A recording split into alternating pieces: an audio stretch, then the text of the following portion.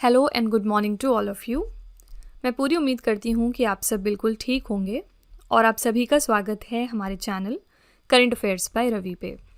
तो फ्रेंड्स, ये है हमारी डेली करंट अफेयर्स की क्लास और यहाँ पर हम हर दिन most important top 12 current affairs को डिस्कस करते हैं डिटेल्ड एक्सप्लेनेशन और रिवीजन के साथ साथ। ठीक है, तो आज की क्लास में हम बात करने वाले हैं 6 मार्च 2026 के 12 मोस्ट इम्पॉर्टेंट करंट अफेयर्स के बारे में।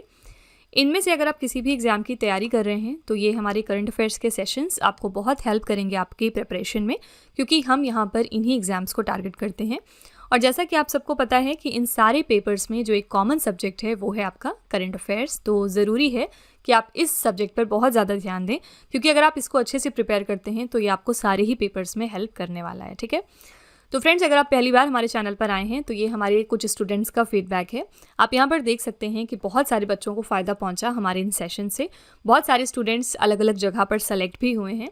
तो बातों पर ना जाते हुए आप खुद अपने तरफ से ट्रायल लेकर देखिए और कम से कम 10 दिन रेगुलरली आप हमारे इन सेशंस को करिए। उसके बाद आप खुद देखेंगे किस तरह से करंट अफेयर्स पर जो आपकी पकड़ है वो बेहतर होती जाएगी। इसमें जो आपका स्कोर आता होगा मॉक टेस्ट और एग्जाम्स में वो इम्प्रूव होता दिखाई देगा। ठीक है, तो विद दिस नोट चलिए हम आज की अपनी क्लास शुरू कर लेते हैं। और सबसे पहले हम शुरुआत करते हैं क्विक रिवीजन के साथ, यानी हमने एक दिन पहले जो 12 करंट अफेयर्स किए होते हैं उनको यहाँ पर हम दोबारा से एक वन लाइनर फॉर्मेट में रिवाइज करते हैं।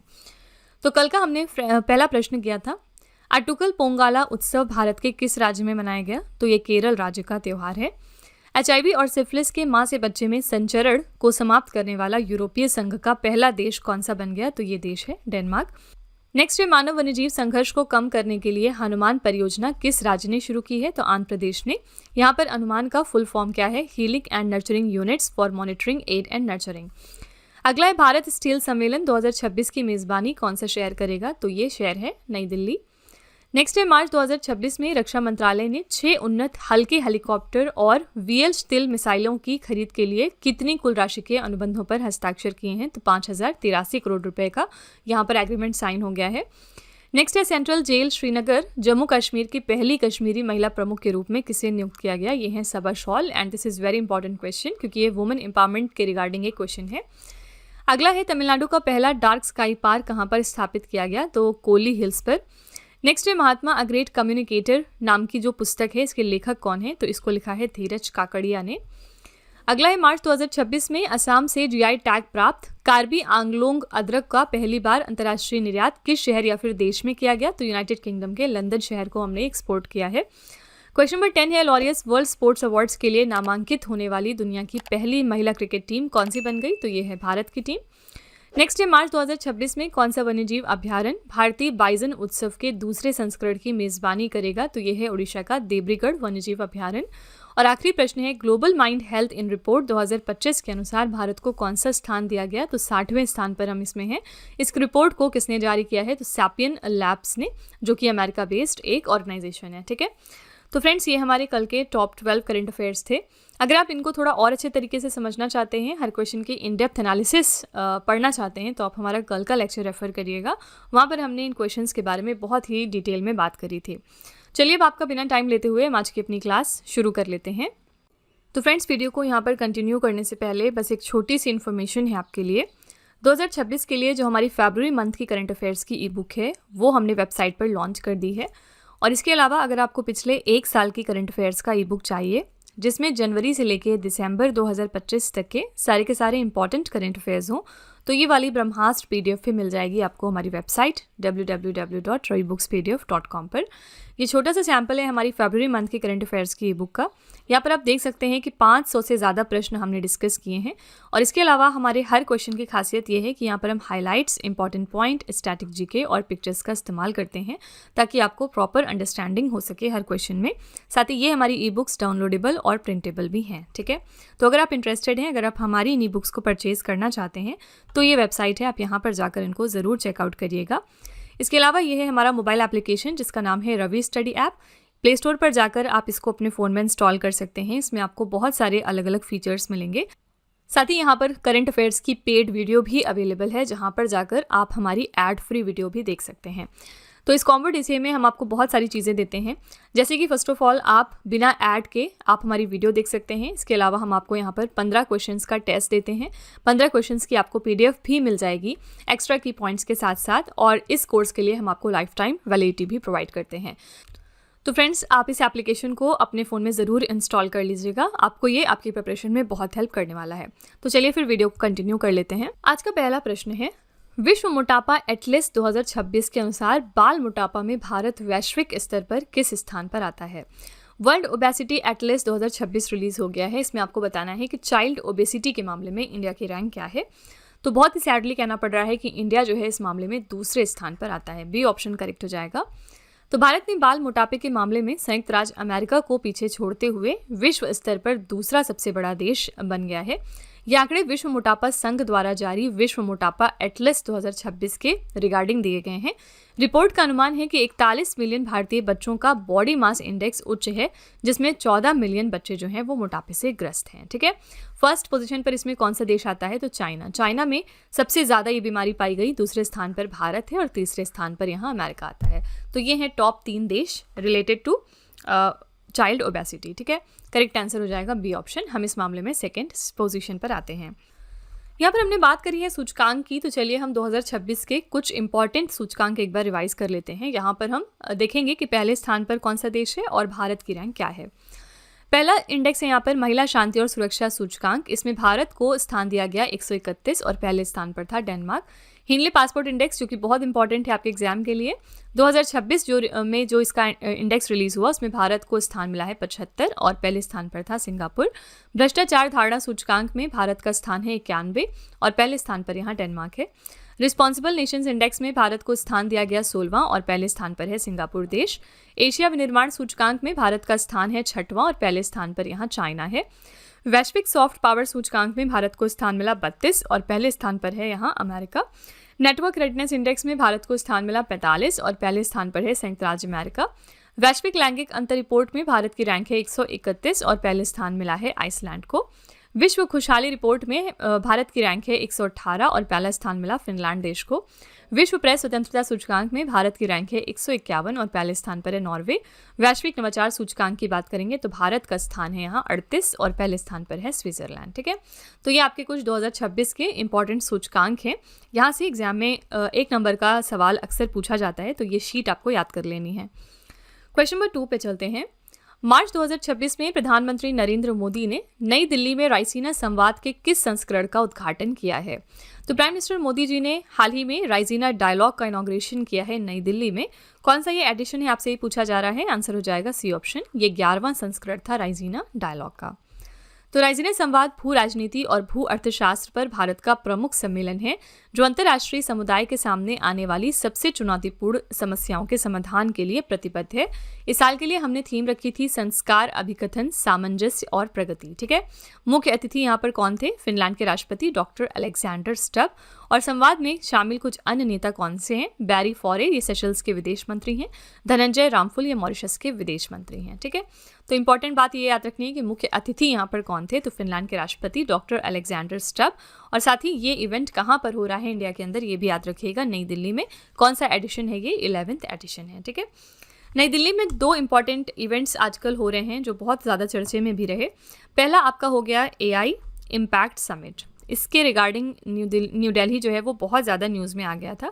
और याद रखिएगा 2026 में AI इम्पैक्ट समिट के लिए होस्ट देश था इंडिया, लेकिन अगले साल यानी कि 2027 में ये जो इवेंट है ये कहाँ पर होगा, स्विट्ज़रलैंड के जेनेवा शहर में। ठीक है, और दूसरे इंपॉर्टेंट जो कॉन्फ्रेंस है जो नई दिल्ली में होने वाला है उसका नाम है इंडिया स्टील कॉन्फ्रेंस। ठीक है, इसके बारे में अभी हमने पीछे भी बात करी है।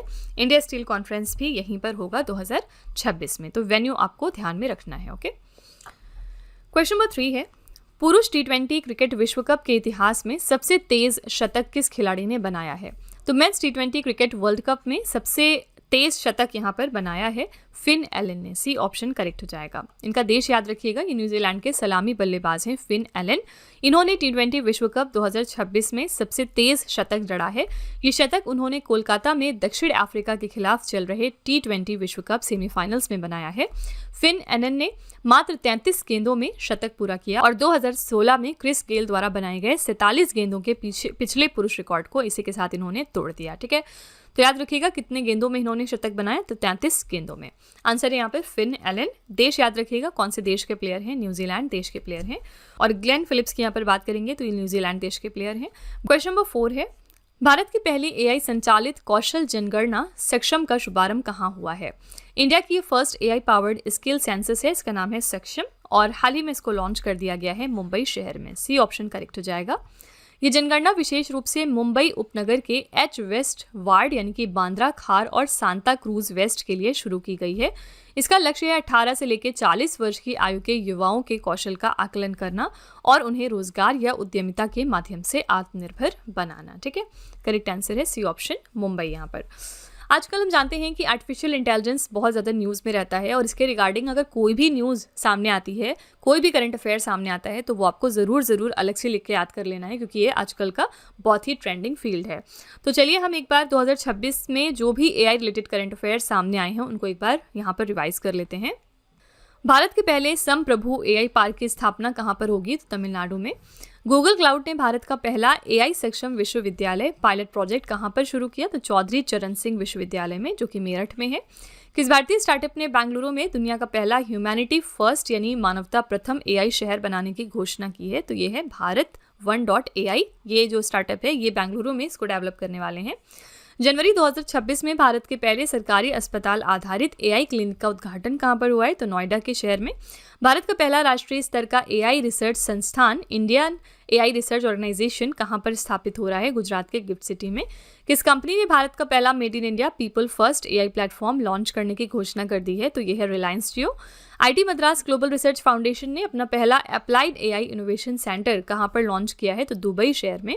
किस कंपनी ने इंडिया AI समिट 2026 के दौरान $15 बिलियन के अमेरिका इंडिया कनेक्ट सबसी केबल इनिशिएटिव की घोषणा की है? तो ये कंपनी थी गूगल। ठीक है, तो फ्रेंड्स ये कुछ 2026 में AI रिलेटेड करंट अफेयर्स हैं जिनको आपको ज़रूर याद करके जाना है एग्जाम में। यहाँ से एग्जाम में क्वेश्चन डेफिनेटली आ सकता है। ओके, क्वेश्चन नंबर 5 है, किस केंद्रीय मंत्री ने अंतर्राष्ट्रीय महिला दिवस के अवसर पर संपूर्ण भारत में अस्मिता एथलेटिक्स लीग शुरू करने की घोषणा की है? कौन सी हमारी मिनिस्टर हैं जिन्होंने अस्मिता एथलेटिक्स लीग का जो लॉन्च है उसको अनाउंस कर दिया है पूरे इंडिया में on the occasion of international women's day? तो ये है रक्षा निखिले खड़से। ठीक है, डी ऑप्शन करेक्ट हो जाएगा। अस्मिता लीग का फुल फॉर्म क्या है? Achieving sports milestone by inspiring women through action. युवा मामले एवं खेल राज्य मंत्री हैं रक्षा निखिल खड़से। इन्होंने नई दिल्ली में अस्मिता महिला खेल लीग के एक विशेष संस्करण की घोषणा की है। इसका आयोजन जो है वो अंतर्राष्ट्रीय महिला दिवस को भारत के 250 स्थानों पर एक साथ किया जाएगा। कब मनाते हैं इंटरनेशनल वुमेन्स डे? हम 8 मार्च को। ये प्रतियोगिता 3 आयु वर्गों के लिए आयोजित की जाएगी। पहला है अंडर 13, दूसरे जो 13 से लेकर 18 वर्ष के बीच में आते हैं और तीसरे जो है 18 वर्ष से ऊपर के लोगों के लिए। ठीक है, तो करेक्ट आंसर यहाँ पर हो जाएगा डी ऑप्शन रक्षा निखिल खड़से। फाइन, कौन है ये? याद रखिएगा, युवा मामले एवं खेल राज्य मंत्री हैं ये रक्षा निखिल खड़से। ओके, तो इंटरनेशनल वुमेन्स डे हम कब मनाते हैं? 8 मार्च को। यहाँ पर एक पॉइंट याद रखिएगा कि इंटरनेशनल वुमेन्स डे अलग दिन होता है, नेशनल वुमेन्स डे अलग दिन होता है।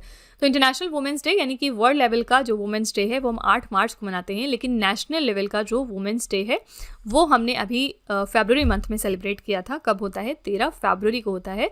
किसकी एनिवर्सरी इस दिन होती है? किसकी बर्थ एनिवर्सरी होती है? तो सरोजनी नायडू जी की। ठीक है, तो इनके बर्थ एनिवर्सरी के दिन इनको ट्रिब्यूट पे करने के लिए हम नेशनल वुमेन्स डे सेलिब्रेट करते हैं हर साल। ओके, क्वेश्चन नंबर 6 है, 55वां राष्ट्रीय सुरक्षा सप्ताह 2026 कब से कब तक मनाया जा रहा है? तो 55th एडिशन का ये नेशनल सिक्योरिटी वीक है इस साल का, जो सेलिब्रेट होगा 4 मार्च से लेकर 10 मार्च तक। डी ऑप्शन यहाँ पर करेक्ट हो जाएगा। तो राष्ट्रीय सुरक्षा सप्ताह की शुरुआत 4 मार्च को राष्ट्रीय सुरक्षा दिवस के साथ होती है। वर्ष 2026 में ये इसका 55वां आयोजन था। इस सप्ताह के दौरान कारखानों, निर्माण स्थलों और उद्योगों में दुर्घटनाओं को रोकने के लिए जागरूकता अभियान चलाए जाते हैं। इस साल के लिए हमने थीम रखी है सुरक्षा बढ़ाने के लिए लोगों को शामिल करें, शिक्षित करें और सशक्त बनाएं, यानी कि engage, educate and empower the people to enhance safety. Okay, correct answer हो जाएगा बी ऑप्शन 4 मार्च से लेकर 10 मार्च। ओके, क्वेश्चन नंबर 7 है, 55वें राष्ट्रीय सुरक्षा सप्ताह 2026 कब से कब तक मनाया जा रहा है? तो 55th एडिशन का ये नेशनल सिक्योरिटी वीक है इस साल का, जो सेलिब्रेट होगा 4 मार्च से लेकर 10 मार्च तक। डी ऑप्शन यहाँ पर हो जाएगा। 55वां राष्ट्रीय सुरक्षा सप्ताह 2026 कब से कब तक मनाया जा रहा है? तो 55वां राष्ट्रीय सुरक्षा सप्ताह 2026 का ये नेशनल सिक्योरिटी वीक है इस साल का, जो सेलिब्रेट होगा 4 मार्च से लेकर 10 मार्च। ओके, यहाँ पर ऑप्शन में आपके पास 3 मार्च है और इस दिन एक इम्पॉर्टेंट डे हम क्या मनाते हैं, तो वर्ल्ड वाइल्ड लाइफ डे। ठीक है, अभी तक जितने भी डेज गुजरे हैं मार्च में, तो 2 डेज ज़्यादा इंपॉर्टेंट हैं। पहला तो आपका हो गया 3 मार्च, इस दिन हम मनाते हैं वर्ल्ड वाइल्ड लाइफ डे, और दूसरा जो है वो हमने पीछे देखा 8 मार्च, जिस दिन हम मनाते हैं international women's day. Fine. Question number 7 है, जल दाह संस्कार क्षारीय जल अपघटन को कानूनी मान्यता देने वाला ब्रिटेन का पहला देश कौन सा बन गया है। तो ब्रिटेन का पहला देश कौन सा है जिसने लीगलाइज किया है वाटर क्रिमेशन यानी अल्कलाइन हाइड्रोलिसिस को। ऐसे करने वाला पहला देश बना है ब्रिटेन का स्कॉटलैंड। ठीक है, सी ऑप्शन करेक्ट है। स्कॉटलैंड ने पर्यावरण को ध्यान में रखते हुए इस तकनीक की मंजूरी दे दी है। इसमें शरीर को पानी और क्षारीय रसायनों के मिश्रण में दबाया जाता है, जो अग्निदाह संस्कार की तुलना में कार्बन उत्सर्जन को काफ़ी कम कर देगा। ठीक है, इसे अक्सर ग्रीन क्रिमेशन भी कहा जाता है, क्योंकि इसमें शरीर को जलाने के बजाय तरल पदार्थ में विघटित किया जाता है। ठीक है, करेक्ट आंसर है सी ऑप्शन, स्कॉटलैंड। कोई भी देश किसी भी मामले में अगर पहली बार आएगा, यानी कोई भी देश जो है अगर उसने कोई चीज़ पहली बार की है, तो वो आपको ज़रूर ध्यान में रखनी है। जैसे पिछले दिनों हमने पढ़ा था कि फर्स्ट लैटिन अमेरिकन नेशन कौन सा है जिसने कि यूथनेशिया को लीगलाइज किया था। ये आपका 2025 का करंट अफेयर्स है, और ऐसा करने वाला देश था उरुग्वे। ठीक है, क्या होता है यूथनेशिया? यूथनेशिया का मतलब है कि फ्री विल के साथ अगर कोई डेथ की डिमांड करता है तो उस चीज़ को हम यूथनेशिया कहते हैं। इसके बारे में ऑलरेडी हम बहुत डिटेल में बात कर चुके हैं। तो पहला लैटिन अमेरिकन नेशन जिसने कि यूथनेशिया को लीगलाइज किया वो देश है उरुग्वे। क्वेश्चन नंबर 8 है, दुनिया का सबसे बड़ा अम्लीय गीजर इचनस किस देश में स्थित है, जो 6 साल बाद मार्च 2026 में फिर से सक्रिय हो गया है। दुनिया का ये सबसे बड़ा एसिडिक गीजर है, इसका नाम है इचनस, और ये कहाँ पर लोकेटेड है? आंसर है अमेरिका में। और क्यों न्यूज़ में आ गया है? क्योंकि 6 साल के बाद दोबारा से ये एक्टिव हो गया है। इचनस गीजर अमेरिका के व्योमिंग प्रांत में स्थित येलोस्टोन नेशनल पार्क का हिस्सा है। 2020 से शांत था और मार्च 2026 में इसमें फिर से गतिविधि देखी गई है। ये अपनी दुर्लभ अम्लीय यानी एसिडिक संरचना के लिए जाना जाता है। ओके, तो करेक्ट आंसर हो जाएगा सी ऑप्शन, अमेरिका। फाइन। इसी के साथ अगर हम इंडिया के अंदर बात करेंगे, तो इंडिया के अंदर हमारा इकलौता मड वोल्केनो कौन सा है जो पिछले दिनों न्यूज़ में आया था। ये हमारा इकलौता मड वोल्केनो लोकेटेड है अंडमान एंड निकोबार आइलैंड्स में। यहाँ के कौन से द्वीप पर? तो बारातांग द्वीप पर। ठीक है, पिछले दिनों न्यूज़ में क्यों आया? क्योंकि ये इरप्ट हो गया था। ठीक है, तो याद रखिएगा इंडिया का इकलौता ये मड वोल्केनो है जो कि लोकेटेड है अंडमान एंड निकोबार आइलैंड्स पे, और यहाँ के बारातंग आइलैंड पे। पिछले दिनों क्योंकि ये इरप्ट हुआ तो इसकी लोकेशन आपसे पूछी जा सकती है एग्जाम में। क्वेश्चन नंबर 9 है, 67,800 साल पुराने दुनिया के सबसे पुराने ज्ञात रॉक आर्ट हैंड स्टेंसिल की खोज कहाँ पर की गई? ये दुनिया का ओल्डेस्ट नोन रॉक आर्ट है, जो कि माना गया कि 67,800 साल ये पुराना है, और हाल ही में इसकी डिस्कवरी हो गई है इंडोनेशिया देश में। बी ऑप्शन करेक्ट है। ये खोज इंडोनेशिया की सुलावेसी द्वीप के पास मुना द्वीप की लियांग मेटांडुनो नामक चूना पत्थर की गुफा में की गई है। चित्र की आयु निर्धारित करने के लिए वैज्ञानिकों ने यूरेनियम सीरीज डेटिंग तकनीक का उपयोग यहाँ पर किया है। ठीक है, तो ये माना गया कि दुनिया की ओल्डेस्ट नोन रॉक आर्ट है, और इसकी डिस्कवरी हाल ही में हो गई है। बी ऑप्शन, इंडोनेशिया देश में। क्वेश्चन नंबर 10 है, नीति आयोग ने भारत में सतत विकास लक्ष्यों यानी सस्टेनेबल डेवलपमेंट गोल्स को आगे बढ़ाने के लिए किस एजेंसी के साथ चरण 2 यानी कि फेज 2 चर्चा अभिलेख समझौते पर हस्ताक्षर कर लिए हैं? तो रिकॉर्ड ऑफ डिस्कशन एग्रीमेंट जो है वो नीति आयोग ने हाल ही में साइन किया है जापान इंटरनेशनल कोऑपरेशन एजेंसी के साथ में। किस लिए? To advance the sustainable development goals in India. Okay, इस समझौते का उद्देश्य क्या है? आकांक्षी जिलों और आकांक्षी ब्लॉकों में विकास हस्तक्षेपों को मजबूत करना। द्वितीय चरण का मुख्य फोकस जिला एवं प्रखंड स्तर पर संस्थागत क्षमता विकास तथा बेहतर सुशासन पर है, और यह 6 प्रमुख विषयगत क्षेत्रों में कार्य करेगा। पहला है वैश्विक साझेदारी, दूसरा है स्वास्थ्य और पोषण, तीसरा है शिक्षा, चौथा है कृषि व जल संसाधन, पांचवा है वित्तीय समावेशन व कौशल विकास, और छठवां है बुनियादी अवसंरचना। ठीक है, करेक्ट आंसर है B option, Japan international cooperation agency. Japan के बारे में पिछले दिनों एक इंपॉर्टेंट करंट अफेयर्स क्या आया था? यहाँ की जो ऑलरेडी प्राइम मिनिस्टर थी जिनका नाम है साने ताकाइची, एक बार फिर से इन्होंने इलेक्शन जीत लिया है और ये बन गई हैं एक बार फिर से यहाँ पर प्राइम मिनिस्टर। साने ताकाइची जो है ये जापान देश की पहली फीमेल प्राइम मिनिस्टर हैं, ये भी फैक्ट आपको ध्यान में रखना है। ठीक है, ये यहाँ पर पहली फीमेल प्राइम मिनिस्टर हैं। क्वेश्चन नंबर 11 है, मार्च 2026 में डोल जात्रा त्यौहार मुख्य रूप से भारत के किस राज्य में मनाया गया? डोल जात्रा नाम का जो फेस्टिवल है ये हाल ही में मनाया गया है पश्चिम बंगाल राज्य में। ए ऑप्शन करेक्ट है। रंगों का त्योहार होली पश्चिम बंगाल, उड़ीसा और असम के कुछ हिस्सों में डोल जात्रा, डोल पूर्णिमा और डोल उत्सव के रूप में मनाया जाता है। ये दिन भगवान कृष्ण और राधा को समर्पित होता है, जहां उनमें से एक को फूलों, फलों और वस्त्रों से सजाया जाता है। ये त्योहार उड़ीसा के गोपाल समुदाय में लोकप्रिय है। बंगाल का गौड़ीय समुदाय भी इसे बड़े ही उत्साह के साथ मनाता है। तो डोल जत्रा नाम का फेस्टिवल हाल ही में कहाँ पर मनाया गया? वेस्ट बंगाल में, यानी पश्चिम बंगाल में। ठीक है, कल हमने एक फेस्टिवल का नाम देखा था जिसका नाम क्या था? अट्टुकल पोंगल। और मैंने आपको वहाँ पर बताया था कि अट्टुकल पोंगल कौन से राज्य में मनाते हैं? केरल राज्य में। लेकिन अगर आप आगे से अट्टुकल हटा देंगे, सिर्फ पोंगल की हम यहाँ पर बात करेंगे, तो पोंगल जो है वो तमिलनाडु राज्य का त्यौहार है। ठीक है, तो इस तरह से चीज़ों को आपको रिवाइज करते रहना है, क्योंकि हाल ही में ये फेस्टिवल मनाया गया, तो एग्जाम में पूछा जा सकता है। इसी के साथ आज का हमारा आखिरी प्रश्न है, मार्च 2026 में भारत के गिफ्ट सिटी स्थित NSE इंटरनेशनल एक्सचेंज पर किस देश का पहला ब्लू बॉन्ड दोहरी रूप से सूचीबद्ध हुआ है? तो कौन सी कंट्री का पहला ब्लू बॉन्ड है जो डुअली लिस्टेड हो गया है इस स्टॉक एक्सचेंज पर, जो कि गिफ्ट सिटी में लोकेटेड है? आंसर हो जाएगा सी ऑप्शन, श्रीलंका देश। ठीक है, तो श्रीलंका का पहला 3 बिलियन LKR यानी श्रीलंकाई रुपया का ब्लू बॉन्ड गुजरात के गिफ्ट सिटी में NSE इंटरनेशनल एक्सचेंज पर सूचीबद्ध हुआ है डुअली लिस्टेड के तौर पर। यह बॉन्ड श्रीलंका के DFCC बैंक द्वारा जारी किया गया। ब्लू बॉन्ड का उपयोग समुद्री संरक्षण, टिकाऊ मत्स्य पालन, स्वच्छ जल आपूर्ति और जलीय प्रदूषण नियंत्रण जैसी परियोजनाओं के लिए किया जाता है।